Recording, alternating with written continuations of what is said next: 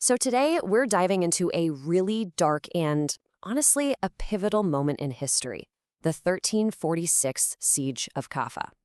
It's an incredible story of desperation, a military stalemate, and the birth of a terrifying new kind of warfare. I mean, think about it. Just imagine for a second you're a military commander. In front of you is this fortress. Its walls are basically impenetrable. The defenders are not giving up. Your massive army has been sitting outside for months, but the city just will not fall. What do you do? Well, that was the exact problem facing the Mongol army way back in the 14th century. But the solution they came up with, it wasn't some clever new siege engine or a tricky diplomatic move. No, it was something so much more sinister.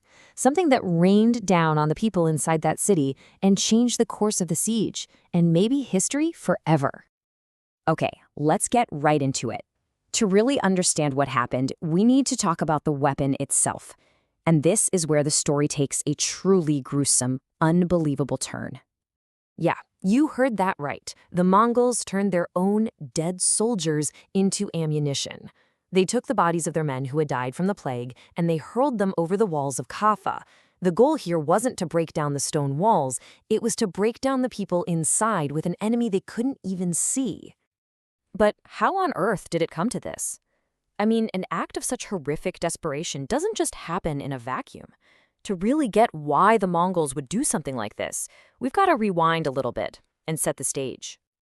So the siege actually starts pretty conventionally in 1345. But Kaffa, which was this big, thriving trade hub, was incredibly well fortified. The siege just drags on, and the Mongols are getting absolutely nowhere. And then their situation goes from bad to completely catastrophic. A devastating plague, the Black Death, starts tearing through their own camp. With his army literally collapsing from disease, the Mongol commander had a choice: retreat and admit failure, or turn his army's greatest weakness into his most terrifying weapon. You see, by launching those bodies over the wall, the Mongols weren't just trying to cause terror. They were attempting something far more calculated. They were trying to export the very disease that was destroying their own army directly into the sealed-off city. They were weaponizing the plague itself. And what exactly was this biological weapon? Well, today we know it as Yersinia pestis. This little bacterium is the cause of the disease we call the plague, or, of course, the Black Death. It was, without a doubt, one of the most efficient and feared killers in the entire medieval world.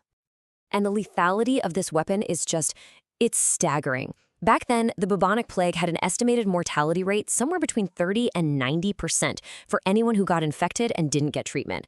In a world with no antibiotics, this wasn't just a weapon, it was a near certain death sentence. So, the big question is, did this horrific strategy actually work? And the answer is yes, but not at all in the way a general might hope. See, when you unleash a biological weapon, especially in the 14th century, you can't exactly control where it goes. And this just perfectly illustrates the absolute chaos that followed. Inside Kaffa, the effect was devastating. The disease spread like wildfire through the dense population, causing mass panic, a total breakdown of order. In the end, the survivors had no choice but to abandon their city and flee by sea. But here's the thing. Outside the walls, the plague just kept ravaging the Mongol army, weakening it so badly that they couldn't even maintain the siege anymore. It was a victory that basically cost them their own army. To really understand the true horror of what was unleashed here, we have to pull the camera back from the city walls. The events at Kaffa were just one gruesome chapter in the much wider Black Death pandemic, a catastrophe that's estimated to have killed at least 28 million people. It fundamentally reshaped entire societies across the globe. So, what is the ultimate legacy of this desperate, horrifying act? I mean, why are we still talking about a medieval siege almost 700 years later? It's because the Siege of Kaffa stands as this landmark moment, a truly chilling turning point. It's one of the very first, and certainly one of the most famous, documented times that an army intentionally used disease as a weapon against its enemy. It set a really dark precedent for the centuries to come. And that leaves us with a pretty critical question, doesn't it? We can look back at this 14th century act and call it barbaric, but the idea of biological warfare, it didn't die with the Mongol army.